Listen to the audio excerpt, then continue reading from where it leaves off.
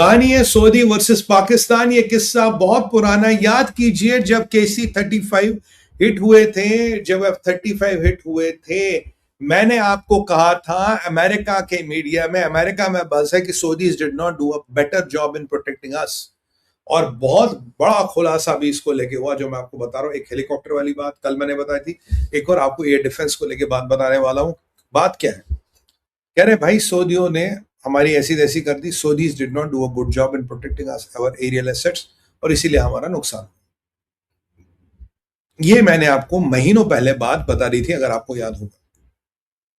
ये बात अब पब्लिक में आ गई है, ये बात अब चीजों के सामने आ गई और इस बात को लेके वाद विवाद शुरू हो गया।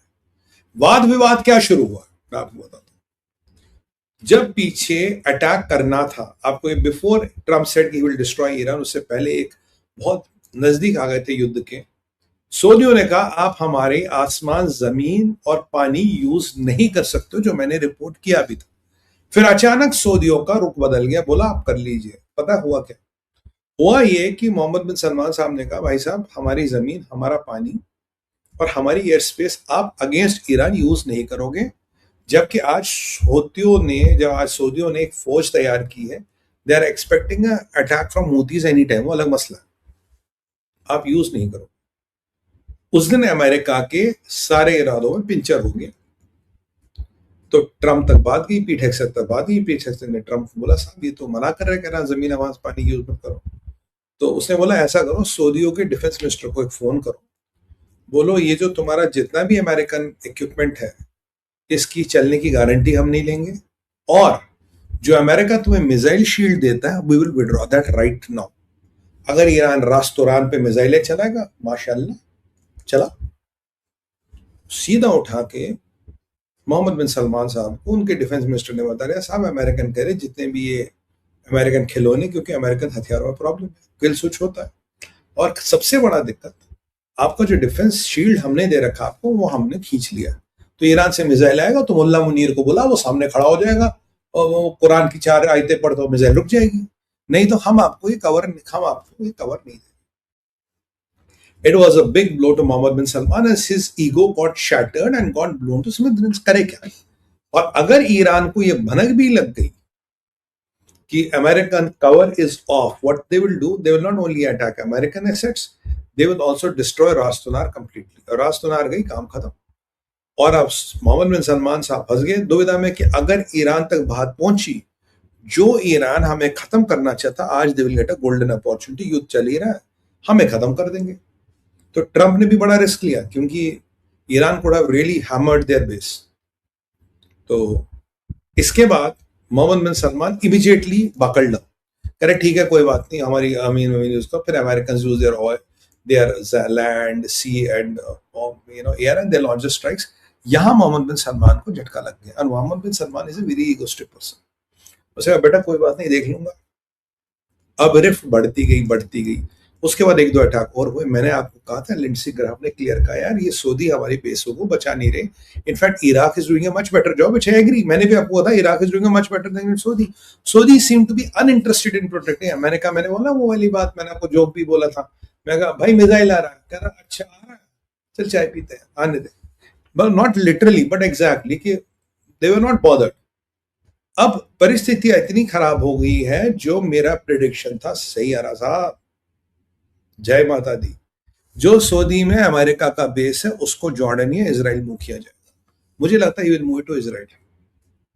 जॉर्डन भी नहीं, इजराइल मूव करेगा, बिकॉज जॉर्डन नहीं तो सख्ती में आ जाएगा।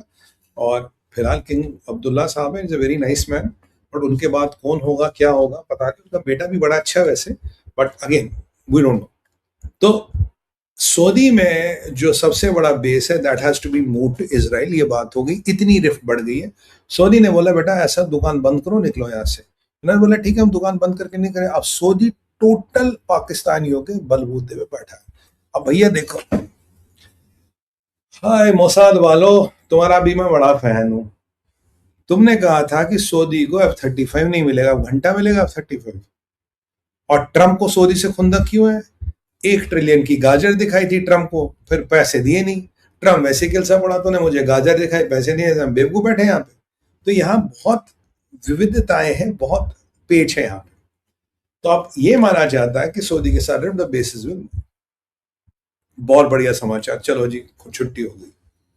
अल्टीमेटली अमेरिकन बेसिस जाएंगे तो मिडिल ईस्ट रहेगा नहीं, ये मैंने आपको पहले बात चुका हूं, समझा चुका हूं। अब लेबनान का क्या मसला है?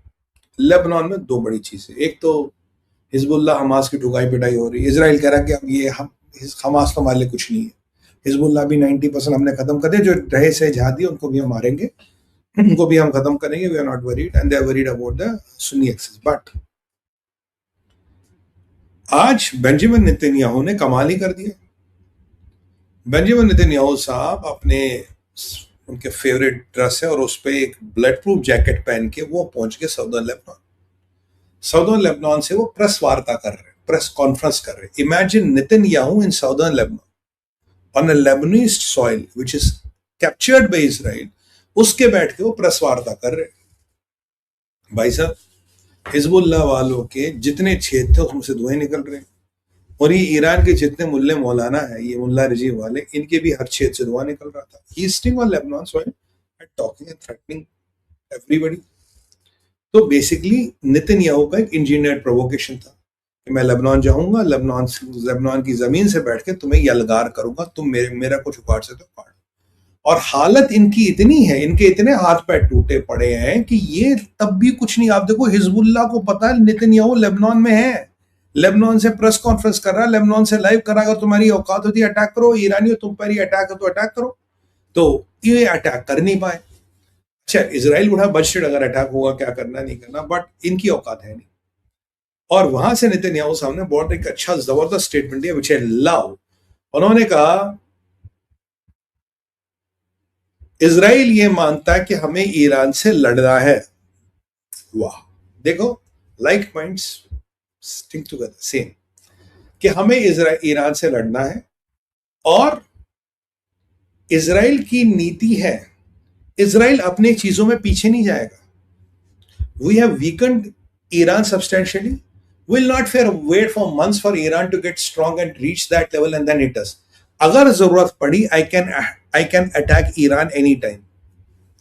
या अल्लाह, अबे मर्द मुजाहिदो, तुम्हें बोल रहा है नेतन्याहू मैं तुम पे अटैक करूंगा। पहले इजराइल कट्स कह रहा था कम एंड अटैक नहीं, और इजराइल और अमेरिका तुम्हें ठोकते, तुम जाके बहरीन और कुवैत को ठोकते हो, इन पे तुम्हारी मिसाइल नहीं चलती। अब कह रहे आके मुझे ठोक दो। अब नेतन्याहू कह रहा है कि हम तुम्हें कभी भी आके ठोकेंगे क्योंकि तुम अभी कमजोर हो, तुम खत्म हो, तो अब तो तुम्हें अटैक करना चाहिए। तुमने कहा अगर तुम हिजबुल्लाह को मारोगे MOU cancel, will attack Israel. अब हिजबुल्लाह की तो कब्रें बनाई थे, नेतन्याहू तो आपके लेबनान से प्रेस कॉन्फ्रेंस कर रहे हैं। अब भी नहीं जागोगे तो कब जाओगे? अफीम सूंघ रखी है क्या? मतलब इतने कमजोर हो गए यार जीसी वाले। कुछ कल इनके 10-20 लोग क्या मार दिए कुर्दों ने, इन्होंने हथियार ही डाल दिया भाई। मतलब ऐसे क्या, मतलब इतनी कमजोरी थोड़ी ना चलेगी।